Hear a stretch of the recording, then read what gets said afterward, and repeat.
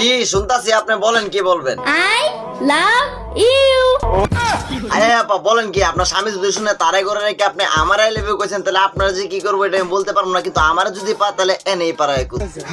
কিন্তু আমার মনে হইতেছে তোমার ভিতরে কিছু একটা আছে। কিছু তো আছেই আমার মধ্যে। আপনি এত শিওর হয়ে কিভাবে বলতেছেন যে আপনার ভিতরে কিছু একটা আছে? তা না হলে এতবার বাস খাওয়ার পরেও আমার শিক্ষা কেন হয় না? শিক্ষা তো পরের কথা, আগে আপনি এটা বলেন যে এত বাস খাওয়ার পরে আপনি বাইচে আছেন কেমনে? ইচ্ছা না থাকলেও বলতে বাধ্য হইতেছে আপা, সত্যি আপনার ভিতরে কিছু তো একটা আছে, তা না হলে। এতবার বাস খাওয়ার পরেও আমার শিক্ষা কেন হয় না? কি আপা শুনলাম আপনি নাকি বিয়ে করে ফেলছেন? না না ভাই, বিয়ে করি না, মিথ্যা কথা। কিন্তু আপা আমার যে কুদ্দুই যে কইলো আপনি বিয়ে করে ফেলছেন। মিথ্যা কথা। হইছে থাক, এত ঢং করা লাগবো না, আমরা জানি আপনার বিয়ে হইছে, এটা শুনলে আমাদের মন ভেঙে যাবো, তাই আপনি বলতেছেন না। নো নো, মন ভাঙার প্রশ্নই আসে না। No no. তার মানে সত্যি আপনি বিয়ে করেন নাই? আপনার কাছে আমার একটা রিকোয়েস্ট, আপনি যদি একটু বলতেন মেয়েদের কখন বিয়ে করা উচিত, তাহলে মেয়েদের জন্য একটু খুবই ভালো হয়। ব্যক্তিগত জীবনে আমার কাছে মনে হয় বিয়ে আসলে শীতের দিনে করা উচিত। শীতের দিনে করা উচিত, কিন্তু আপা কেন? কারণ হচ্ছে মেকআপটা ঠিকঠাক থাকে, ভারী কাপড়ে ঘামা হয় না, এই কারণে আমার মনে হয় শীতে বিয়ে করা উচিত।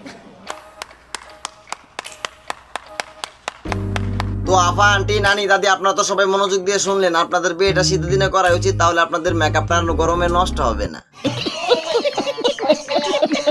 সকল বিবাহিত আপুদের কাছে আমার একটাই প্রশ্ন যেহেতু আছে, তাহলে আর দেরি না করে কি বলার চালু বলে দেন। সকল বিবাহিত আপুরে আপনার প্রশ্নের উত্তর দেওয়ার জন্য প্রস্তুত আছে। শ্বশুর বাড়িতে শাশুড়ির কাছে ভালো বৌমা হতে পারছো? শ্বশুর বাড়িতে শাশুড়ির কাছে ভালো বৌমা হওয়া এই কাজটা সবাই পারে না, আর এটা সব মেয়ের দ্বারা সম্ভব না। তো আপনারা যারা শ্বশুর বাড়িতে ভালো বৌমা হতে পারছেন, আপনারা কমেন্টে অবশ্যই বলে যাবেন, আপনাদের জানাতে বা আপনাদের কমেন্ট গুলো দেখতে চাই। আমার জীবন আমার যৌবন, যারে মন চায় তারে দিমো, যে মন চায় না বিয়ে করবো, তাতে তোমার কি? কিন্তু বাড়ি আমার থাকবো খালি, পাইবা না কই যায় আমারে, আমি চইলা যাবো নতুন বিয়া কইরা শ্বশুর বাড়িতে।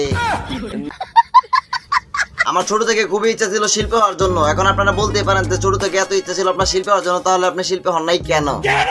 আরে ভাই কেন শিল্পী হইতে পারেন, এই সাধারণ প্রশ্নের উত্তরটা আপনি দিতে পারলেন না। আমি যদি শিল্পী হয়ে যাই, আমার কণ্ঠে যে সুর, তাহলে দেশের যত নামি দামি শিল্পী আছে তারা তো চার রাস্তার মোড়ে গিয়া বাটে হাতে ভিক্ষা করা ছাড়া আর কিছু কাজই থাকবে না। আমার লাইফে কম বলে কিছু নাই। তাহলে কি আছে বড় ভাই, আমাদেরকেও বলেন, আমরাও একটু শুনি। আমার লাইফে শুধু তুফান হবে, তুফান। ও আচ্ছা, তার জন্য দুই পাশে দুই খুঁটি নিয়ে দাঁড়াচ্ছেন, যাতে বেশি তুফান আসলে আপনি যাতে উইরা না যান। তো hello guys, this is Rakib, welcome to my channel. Subscribe করেন নাই? চলো সাবস্ক্রাইব করেন। তো ভাইয়া লড়াচড়া ভিডিও আজকে এই পর্যন্তই শেষ। নেক্সট ভিডিওতে আবারও দেখা হবে। খোদা হাফেজ। আপনি যদি আমার চ্যানেল নতুন হয়ে থাকেন অবশ্যই চ্যানেলটি সাবস্ক্রাইব করে দিবেন, আর যদি পেজে থাকেন অবশ্যই পেজটি ফলো করে আমাদের পাশে থাকবেন। ধন্যবাদ।